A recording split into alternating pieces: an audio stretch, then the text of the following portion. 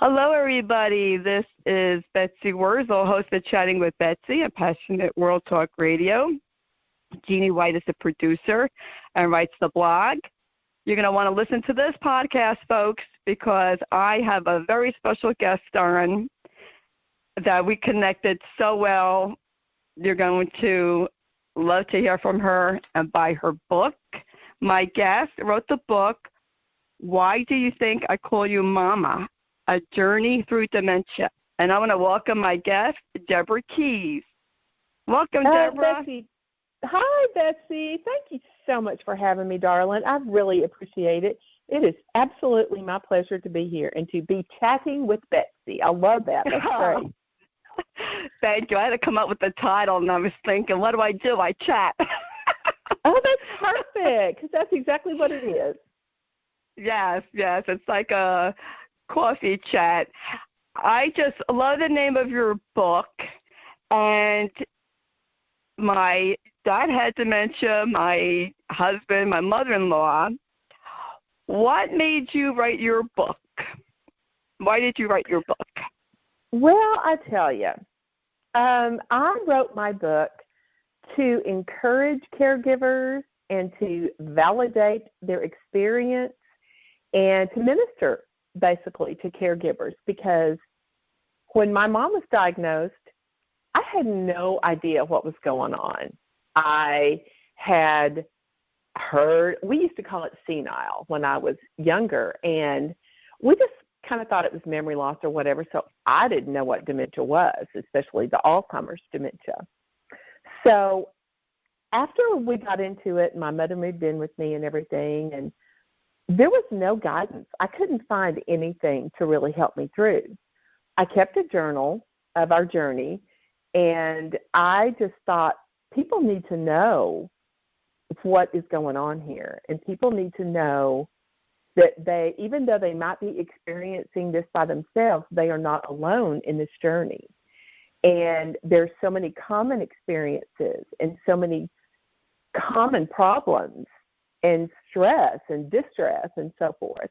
So I just wanted caregivers to know that even though they are dealing with this on an individual basis, that they are not alone, and that they can read my book for encouragement and validation and just to be ministered to and to get some tips and tactics that might help them. I love that. You're just so right on key, Deborah, because that's what caregivers are looking for. They're looking for validation. They're looking for, I'm not alone in feeling the way that I feel. And so you would like for anyone who reads your book, whether a caregiver or not a caregiver, to kind of know what to expect and to say, you are not alone. Exactly. If somebody is not a caregiver, but they know somebody who is a caregiver, chances are, at least in my case, many caregivers don't complain. They don't express their rants, their anger, those kinds of things on people who don't understand, because you can't make somebody understand something that they really have not experienced. So if somebody knows a caregiver and they want an insight into what it's really like, my book, which is my journal that I kept, it is very honest, it's very touching, it's very personal, and it's hilarious. There are humorous stories that go right along with the heartbreaking stories. And if someone is not a caregiver, but they want to know what a caregiver goes through, my book will take you day by day and just let you know what goes on and the mindset of the caregiver, and sometimes why they are so stressed or why they're so short and with their patience. Yes, and I love that you have stories with humor in it, because humor is what got me through. I mean, I have a dark sense of humor, and, I tell people you have to laugh. You have to laugh through the tears. Yes. Because what else can you do as your loved one curses you out? Oh, one minute absolutely. and praises you the next minute. I mean, what can you do? I mean, it's as random as the lottery, honey. Yes, yes. Did you learn to be a good improv actress? Well, I tell you what, I have more stories in my book. I'll tell you one really quick one. Every night, I would tuck my mom in bed. She lived with me for over 5 years. So every night, I tucked her in bed. And some nights it was easy, and some nights it was not easy.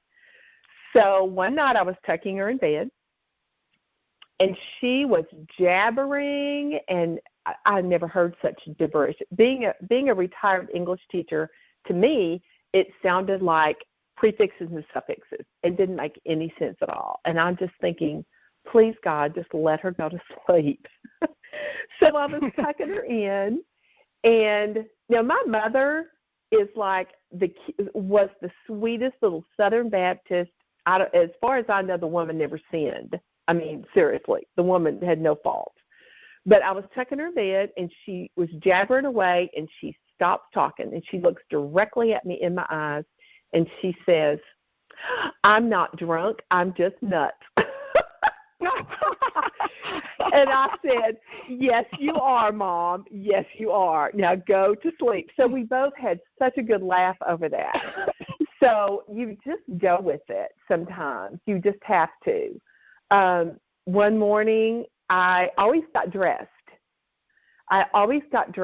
Before I went in to get her, because I thought, you know what, if the firemen have to show, if I have to call 911 and the police and fire trucks come, I want to be dressed and I want to be looking, fairly decent to the world. So I went to her door and I looked in. She wasn't there. Well, she's standing at the end of the hall with her hands on the back of the couch. In Texas, we call it the couch. And so I'm going, oh, my gosh. Well, when I opened my door, there was like this big, huge ficus tree, fake, of course, big ficus tree in my door. And I thought, what is going on? So I get past the ficus tree. I see my mother down the hall. I walked up behind her and tried not to frighten her because it's like, 6:30 in the morning. And she says, "I am so tired." I said, "Well, Mom, are you okay?"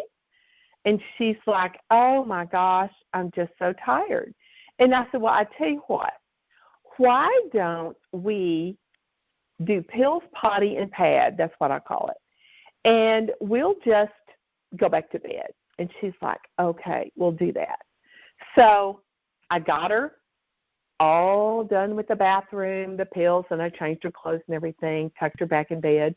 So I'm texting my brother, and I said, "This is what greeted me." I texted him a picture of the ficus tree. "This is what greeted me when I opened my door." And then I texted him a picture of where the ficus tree was supposed to be. And so he's like, "Oh, my goodness." He goes, "I wonder what she was thinking." I said, "Well, I don't know, but she was way too tired to do that."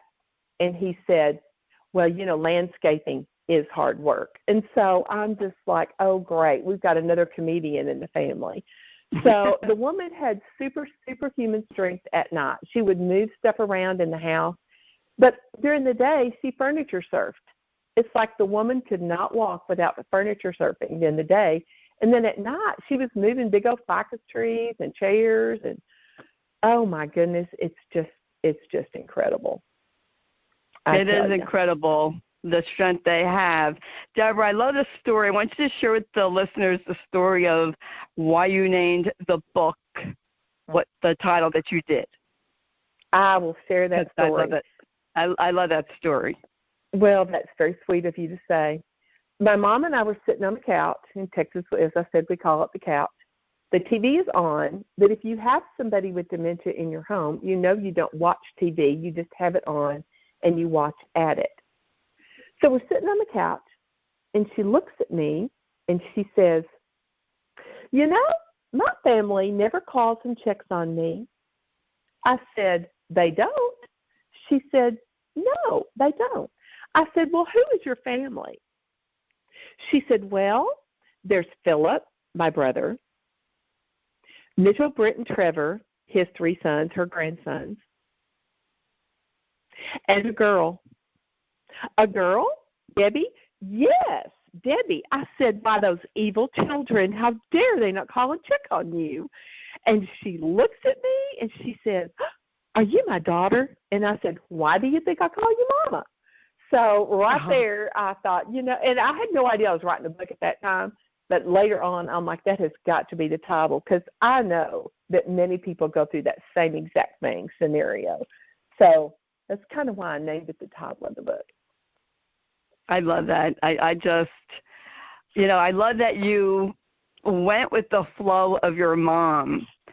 And do you have any stories of, did your mom hallucinate? And because I know, not everybody does, but did your mom hallucinate, and how did you handle that if she did? Oh, my goodness. Oh, so many stories. One was I'm dead asleep at like 2:30, 3 o'clock in the morning. I'm dead asleep thinking, thank goodness, finally. And I hear this banging on the back door. I mean, I thought somebody was trying to break in. And I got up and I looked in Mom's room. She wasn't there, so I went to the back door, and she is just banging on the door. And I'm like, Mom! I'm yelling because she's, number one, she has difficulty hearing. And number two, it's 2:30 in the morning, and I'm just like going, why did you wake me up? So I'm at the back door, and I am just like, Mom, what are you doing?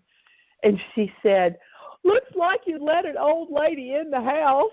And I said, you are in the house. You are in the house. Let's go back to bed. And, I mean, she was so upset because she thought that people had locked her out of the house. And I just thought, oh, my gosh, thank God for flip locks is all I can say, because those little things saved my bacon, oh, my goodness, so many times. So finally got her back. And she, one time in the book, there's a story about her sitting on the couch. And I was sitting across from her, and we're just kind of talking, hopefully kind of having not a real conversation, but at least we're exchanging words. She says, I need to tell Philip about this baby. And I'm thinking, baby? And she was talking about a pillow. And I said, you do? And she said, yes, I need to tell Philip about this baby. She said, I don't think this baby is alive. And she said, this baby's not making a sound. I don't think this baby is alive. And I said, Mom, it's a pillow. It's not a baby. And so, but I just let her keep talking. I just got my pen out and started writing down exactly what she was saying. She never registered with her that I had said, it's not a pillow. It's not a baby. It's a pillow. So just, oh my gosh, there are tons of stories like that in the book. But it's, it's real life. I mean, that's what, one time she thought there was a little boy with a horse in the front yard, and we had to go save that little boy. And I was like, Mom, it's not the country. There's no little boy outside. There's no horse on the front lawn. We're going back to bed. And she hallucinated more in the night than she did in the day. I guess she just woke up and didn't realize what time it was and just started thinking weird things. And so sometimes you just have to go with it, even at 3 o'clock in the morning. So it's just very interesting. It made my life very interesting for over 5 years. Yes, yeah. They do hallucinate, more in the evening with the sundowning. How did you handle your mom's sundowning? Is that in the book also, any adventures with sundowning? Because that could be a real Lulu.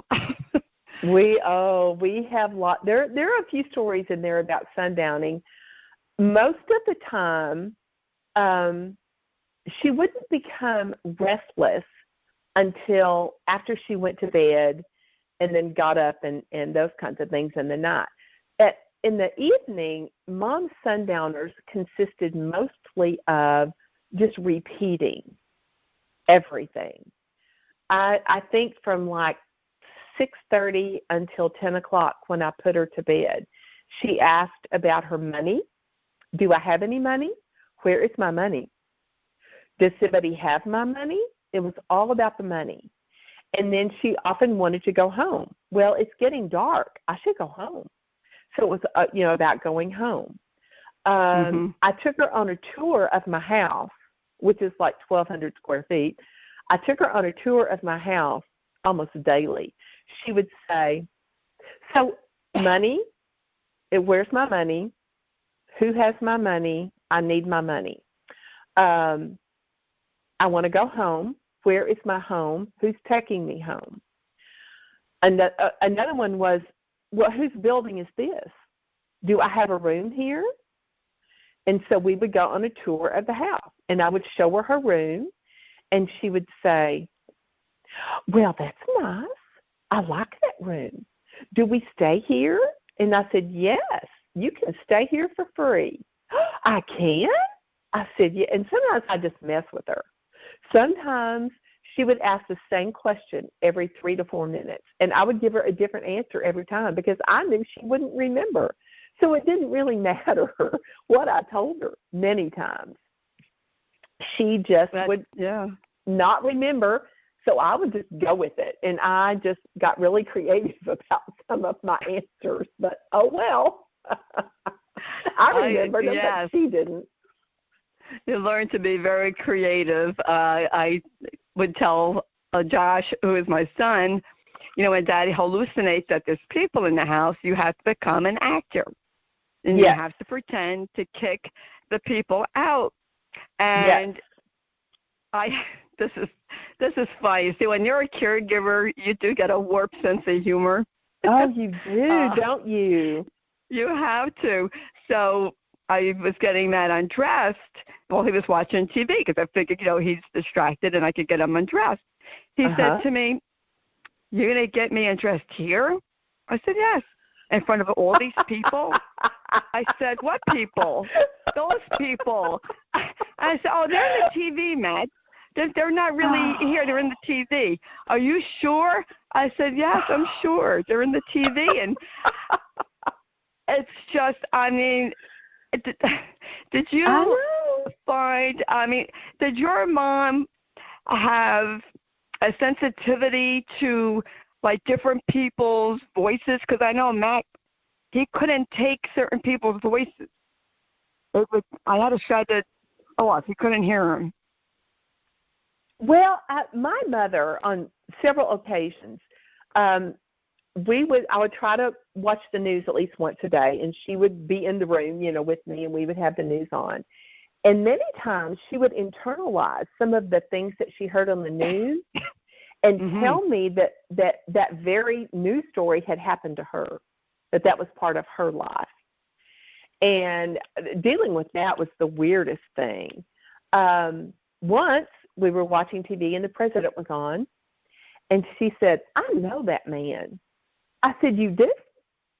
She said, yes. He was my neighbor growing up. I said, he was? I said, well, was he a good neighbor? And she said, oh, yes, I think he was very nice. And I'm thinking, Mom, that is the President of the United States. I don't think President Obama ever came to your hometown in Texas.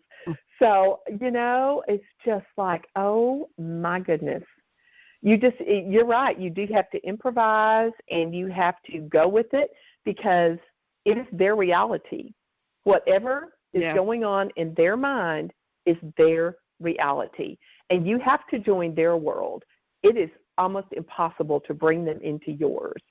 It's an exercise in futility, and it's also stressful. It is very discouraging, and it causes a lot of stress to try to bring them into the real world. You just have to go into theirs because you can escape theirs, but they can't.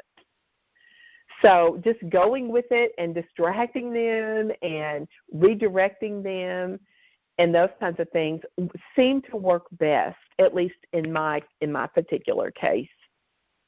Yes. Oh, I love that you said that, Deborah, because I say it all the time, but maybe if people hear it from someone else, sometimes it clicks in. And I tell caregivers, go in their world. They cannot be in your world anymore. You have to step in their world. And in their world, they are actually believing their hallucinations, and they are seeing things. Save yourself the stress and be knowledgeable. Read about hallucinations so that you are ready to deal with it, because that education, I find, is the key, is power. Yes, it is. You're exactly right. Yes, and when my mother-in-law had Alzheimer's, I didn't know about hallucinations. I didn't understand. They got paranoid. So when she accused me of stealing and told everybody in the neighborhood I was stealing her house and her jewelry. Oh, my goodness.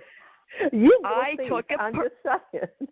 Yes, I took it personal. I was thought she was being a witch, and then she accused me of taking her annuities, and I didn't know about this disease. But this is 18, 19 years ago. Yes. So, the information wasn't out there. And I'm glad that there are individuals like you, Deborah, that are writing their stories and telling people your journey and sharing your life and sharing your mom's life. And I feel that it's a way of you honoring your mama. You took care of her, and you're honoring her by writing a book about the journey. Yep. And a lot of times, caregivers, they don't want to come on a talk show, or they don't want to, be involved in research or tell their story because they think it's just honoring their loved one, but it isn't. It isn't at all when you tell stories about your loved one. It helps somebody else. So I feel that your book would help someone going through this journey, and I think it would make a great gift for somebody. And thank you for those kind words. I appreciate that. I really do, because that is exactly why I wrote it. I didn't write it. I was hesitant at first because I thought I don't want people thinking, "Oh my gosh, your mother is crazy," even though she was. I didn't want people thinking, "Oh my goodness, how could you tell these stories, these unflattering stories about your mother?"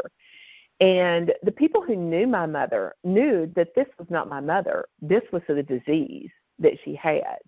This was not my mother. It was the disease talking. And I just really believed that as more and more people would confide in me their stories and their difficulties and their frustrations, I thought, oh my gosh, people need to know that they are not alone. And I'm normally a very private person, but it started by when I was still, I'm a retired teacher, but I was substitute teaching when Mom was living with me. And so I would go to school, and I would just tell a couple of mama stories. And people would just crack up. And I'm just thinking, you have no idea. Dr. Phil says no matter how flat you make a pancake, there are two sides. And they heard the humorous, entertaining side, but they didn't see when I came home from work the burned beans. As a matter of fact, one day I came home and I pulled the car in the garage and I thought, oh my gosh, what is that smell? And it was beans that she had been cooking, but they were burned on the stove. And I never found those beans, let me just tell you. But when I walked in, the entire pantry was empty.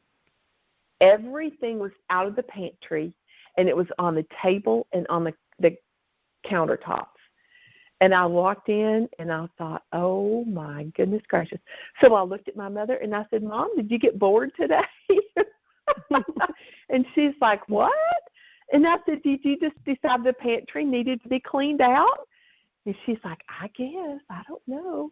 So we put all the stuff, I put all the stuff back in the pantry, and we cooked dinner and stuff. But I tell you, there is a story in the book toward the end of the book that I ran over my mother with a car, but that's a whole big story that I can't really get into. But oh my goodness, that was interesting when you run over your mother with a car. Oh my gosh! But well, that's anyway. why people will have to buy the book, Deborah, so they can find out what happened in that story. Oh my gosh, she did live through it. I almost didn't, but anyway. I tell you, I think all caregivers could write a book on I think they could. surviving. Some kind of journal, something. Mm-hmm.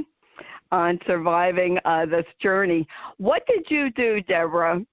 I tell people they can make it through the other side of caregiving to enjoy life after caregiving. What did you do to survive caregiving, to have your health intact and your sanity, and to enjoy life after caregiving? What did you do? Well, I tell you what, I tried to maintain my own personal life while my mother lived with me 24 hours a day, 7 days a week, not a respite of any kind. I really tried to maintain my personal life because I thought, okay, Mom's not going to live forever. At some point, she may not be able to live with me, and I need somebody that can carry on a conversation, not just the same thing over and over and over. So I did a couple of things. I have a group of friends that we go out to eat ever so often. I would take Mom with me, and they were very courteous and just so gracious to let me take Mom with me. And we would meet at the restaurant, and I would just either order for her or whatever, and we would just have our little friendly group conversation, and she would just sit there not contributing, but she would look and listen. So she was engaged at least with listening. And my friends would talk to her and ask her questions. After she got a little less mobile, I invited that group of friends and others, family members and so forth, over to my house for dinner on, every 10 days or so, every other week or something. And I would fix the main entree, I would fix the main dish, and then they would all bring something as a side dish. And we would sit around my dining room table, and Mom was here, and we would all just eat and fellowship and just have the loveliest of times. And they would speak to her, and she would, speak back to them. But again, she was engaged. And I thought, if I ignore my friends at this point, they're going to move on without me, or it would have driven me nuts if I had not had maintained my friendship during this time. If I had, for instance, I had season tickets to the symphony. So I would call my brother, and I'm like, okay, you or one of the boys needs to come stay with Mom. And they were always willing to do that. I would prepare dinner for them because I wanted them to come back. So I would have I would say, what's your favorite dish? I'll fix it for you. So I had them come. I asked them to come, and they would come, and it was all ready. All they had to do was heat it up. I said, you don't even have to do the dishes. I'll do them when I get back. I just need some time. And I told them, I said, don't call me, don't text me unless there is a real emergency. I left a taking care of Mom binder, which had all the doctor's names, all her prescription names, the insurance, everything they would need in case they had to call 911 and go to the emergency room. Everything that they needed to know was right there in the binder. All they had to do was grab the binder and go. So I tried to prepare as much as I could before I would either leave her in the hands of someone to take care of her, or if I left her by herself for maybe 10 minutes while I ran to the grocery store or something. So those are I've tried to make it easy on all the people that came to stay with her, which was usually family. And what I would suggest that people do is to have somebody that you think will come and stay with your loved one.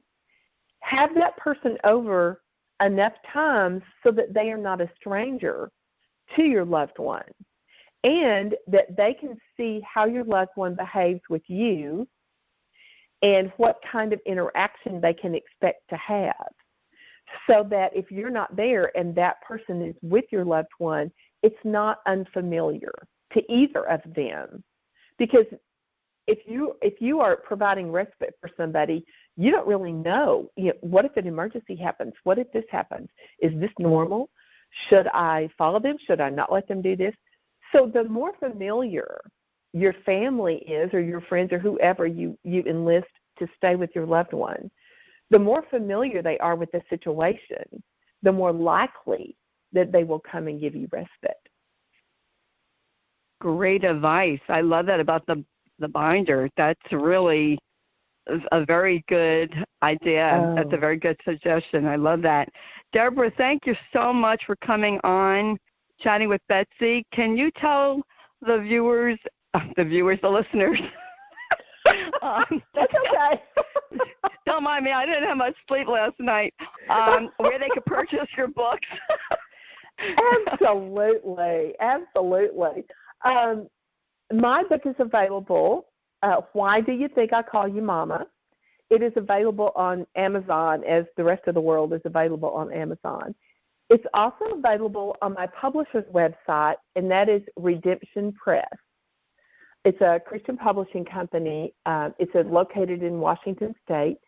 And so those two places, I believe it might possibly be on Walmart.com. It was at one time. Not sure about that now. But either of those two places would be fine. And as just as one last little piece of advice, I think, is just to get financial affairs in order and all of those kinds of things. As soon as you get long-term care, financial orders, financial affairs in order, all of those things, as soon as you get those in order, then you can really let instinct take over. And becoming a caregiver is you have a lot less guilt because you've talked to them about it, and they have been they have contributed to the process of their long-term care. So the more involved they can get, the better they are. But thank you for saying that. See, I get validation. Absolutely, girl. I have 5 big pieces of advice, but I think that's the biggest one. Just get everything in order, and then you're free to love on them. Yes, absolutely. I say that all the time. So thank you for saying that. Where can people contact you, Deborah? Your Facebook page, and tell us your media. I have a Facebook page for my book, and my author page. It's I Call You Mama, or even my personal page, which is Deborah Keys, Deborah, the biblical spelling. My mother was impressed with that. Keys. And my email is dkauthor-speaker@gmail.com. Thank you. Thank you so much, Deborah. I want to tell the listeners, go on to Amazon, Deborah's publisher house, and order the book. Give it as a gift. Give it as a gift to yourself, because we learn from each other. That's how caregivers learn, is from each other. I want to thank everybody I want to thank everybody for listening. If you missed any of this audio cast, you can hear it on Spreaker, Spotify, Apple, iHeart, CastBox. And I really want to suggest you subscribe. It's for free for Chatting with Betsy on those media outlets, because then you won't miss my shows, because I'm going to have very interesting speakers and topics on here that you won't want to miss. So Spreaker, Spotify, Google, iHeart, it's for free. and you can subscribe. Even Amazon Alexa, you can train Alexa with Chatting with Betsy. And I have a group, because I don't want people to be alone in this journey, called #Kick Alzheimer's Ass Movement. Deborah's a member now. And if you want to be inspired. I love that title. That's awesome. Thank you. That is awesome. Thank you. If you want to be inspired and educated, learn how to be an advocate, come join. You don't have to have Alzheimer's. You can have any dementia. You don't even have to be a caregiver. Deborah and I aren't caregivers anymore to someone that has Alzheimer's, but we want to help other people, and nobody should be alone in this journey. I am here to help you navigate these waters. We're here to help you. If you have any topics you would like me to discuss on Chatting with Betsy, just get in contact with the station. There is nothing that's taboo. I will talk about whatever needs to be talked about, because I'm going to be, I blow the lid off of the taboo. I'm not afraid to talk about the taboo. I'm from New Jersey. Okay, so we're not afraid to talk about the taboo and get flack for it. We have tough skin. So in a world that you could be anything, folks, be kind, be safe, love up on each other, and until we chat again, be blessed. This is Betsy Wurzel, host of Chatting with Betsy and Passionate World Talk Radio. Chat with you soon. Bye-bye.